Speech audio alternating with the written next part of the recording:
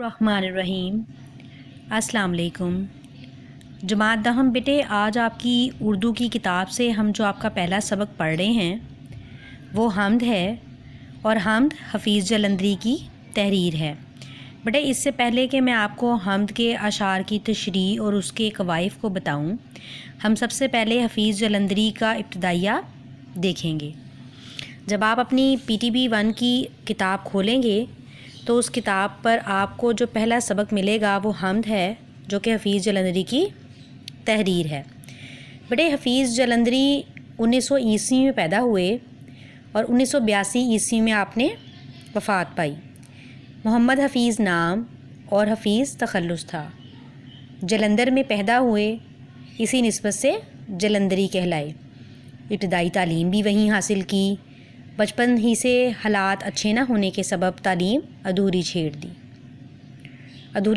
تعلیم ادھوری چھوڑنے کے ساتھ جب چھوٹے تھے، بچپن میں تھے، تو بچپن سے ہی شعر کہنا شروع کر دیے اور 1947 میں پاکستان چلے آئے اور 1982 میں لاہور میں وفات پائی۔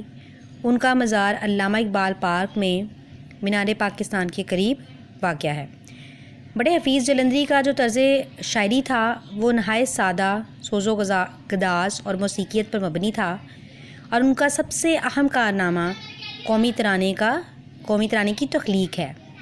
انہوں نے تقریباً ہر اصناف سخن میں شاعری کی، جس میں مثنوی، گیت، غزل، نظم سب شامل ہیں۔ ان کی قابل قدر تخلیقات کا نیچے ذکر کر دیا گیا ہے۔ بیٹے یہاں دیکھیں، یہ جتنے خط کشیدہ میں نے یہاں پر نشانات لگائے گئے ہیں، ان کو آپ نے اچھے طریقے سے یاد کرنا ہے۔ یہ آپ کے مختصر سوالات کا حصہ بھی ہیں، اور مختصر کے ساتھ ساتھ یہ آپ کے MCQs جو پیپر میں آتا ہے اس کا بھی حصہ ہے۔ ٹھیک ہے بیٹا، جب آپ اس کو اچھے طریقے سے یاد کر لو گے، دیکھ لو گے، تو اس کے بعد ہم نے نظم کے احوال کی طرف آگے جانا ہے۔ ٹھیک ہے بیٹا، حمد کو دیکھیں۔ حمد یہاں پر دی گئی ہے، سب بچوں کو اچھے سے پتہ ہے حمد کس نظم کو کہا جاتا ہے۔ یعنی حمد وہ نظم ہے جس میں اللہ تعالیٰ کی تعریف بیان کی جاتی ہے، جس میں اللہ تعالیٰ کی ثنا جو ہے وہ بیان کی جاتی ہے اشعار کے ذریعے۔ اب اس حمد کے تدریسی مقاصد بیٹے دیکھو، وہ آپ کو پڑھا رہے ہیں، کہتے ہیں طلباء کو حمد کے ذریعے اللہ تعالیٰ کی ذات و صفات سے آگاہ کرنا۔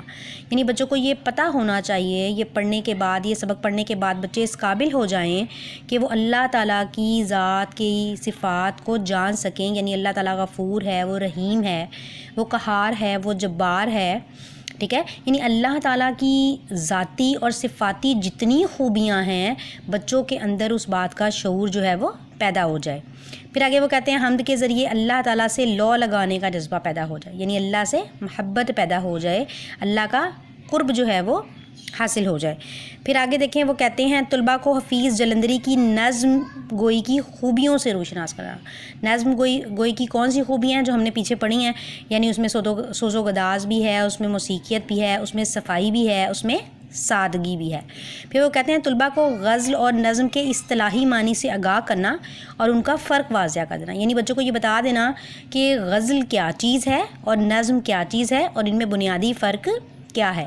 یعنی نظم جو ہے وہ ایک ایسی شاعری کی ایک ایسی قسم ہے جس کے تمام اشعار جو ہیں وہ ایک عنوان کے تحت لکھے جاتے ہیں، اور اس میں ایک عنوان، اس کا جو ہے وہ ایک عنوان ضروری ہوتا ہے، جبکہ غزل جو ہے اس کا ہر ایک شعر جو ہے وہ ایک اپنی اکائی ہوتا ہے اور اس کا اپنا ایک مطلب ہوتا ہے۔ ٹھیک ہے بیٹا، اس سے پہلے بیٹے کہ ہم اس کی تشریح کی طرف جائیں، میں آپ کے سامنے اس کے الفاظ معنی جو ہے وہ رکھ دیتی ہوں، آپ اس کو اچھے طریقے سے دیکھ لیں، اور اس کو دیکھنے کے بعد ہم ان الفاظ معنی کا اعادہ بھی کر لیں گے۔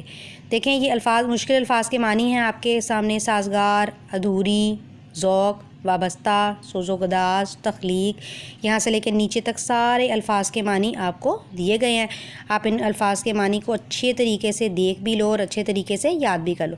جب آپ کو یہ الفاظ کے معنی آ جائیں گے تو اس کے ساتھ ساتھ آپ کو اس کی تشریح کرنا بھی آسان ہو جائے گی، اور آپ کے وہ مشکل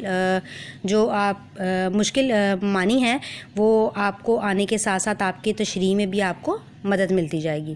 ٹھیک ہے بیٹا، جب آپ ان الفاظ کے معنی کو اچھے طریقے سے دیکھ لیتے ہو، پھر آپ نے دوبارہ اپنی PTB 1 کی بک پر آ جانا ہے اور یہاں پر ہم کچھ اشعار کی تشریح میں آپ کے سامنے دکھاتی بھی جاؤں گی اور اس کو ہم اچھے طریقے سے دیکھ بھی لیں گے. ٹھیک ہے بیٹا.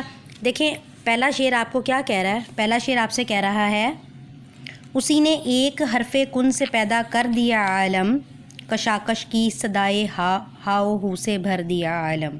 ٹھیک ہے بیٹا. دیکھیں اب اس شعر میں شاعر آپ کو کیا کہنا چاہ رہا ہے, میں آپ کے سامنے مختصر اس کا مفہوم جو ہے وہ بیان کرتی جاؤں گی اور آگے تشریح جو ہے وہ ہم اچھے طریقے سے دیکھتے جائیں گے. دیکھیں کہتے ہیں کیا کہہ رہا ہے شاعر, کہتے ہیں کہ اللہ تعالیٰ نے اس کائنات کو حرف کن سے پیدا کر دیا اور اس کو مختلف آوازوں سے بھر دیا. یعنی مختلف آوازوں سے بھرنے کا کیا مطلب ہے, پہلے وہ تشریح میں دیکھیں آپ کو حفیظ جلندری کا ابتدائیہ بتا رہے ہیں کہ وہ کس طرح کے شاعر تھے, انہوں نے کس طرح شاعری کی.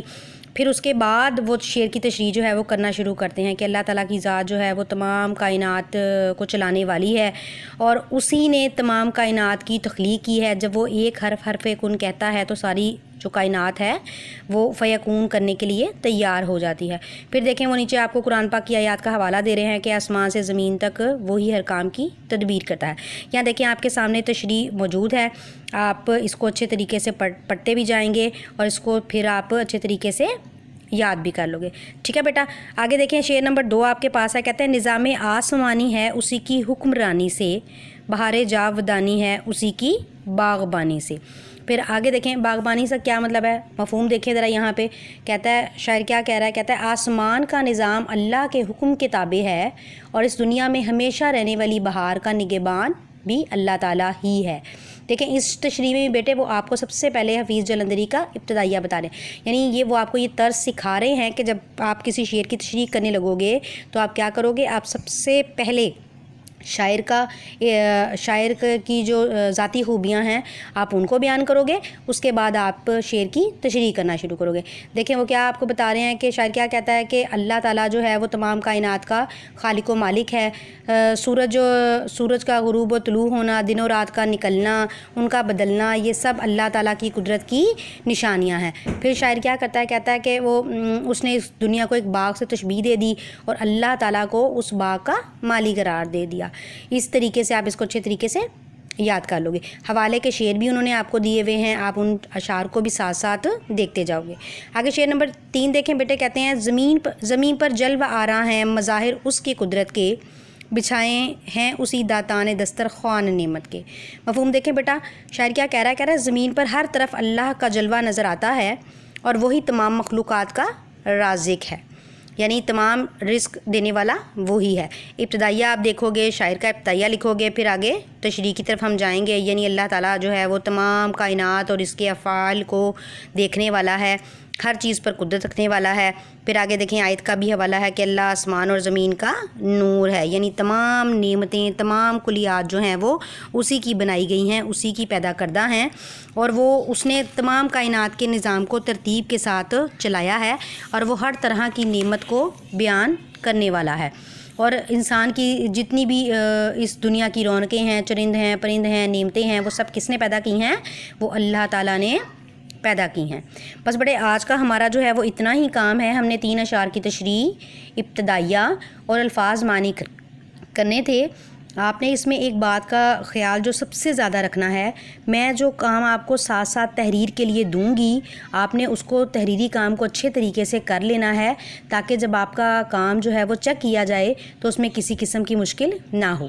بٹ اب یہ 3 اشعار کی تشریح آپ کر لو گے اور 3 اشعار کی تشریح کرنے کے بعد آپ نے شعر نمبر 1 اور شعر نمبر 2 کو تحریر بھی کرنا ہے, یعنی لکھ لینا ہے.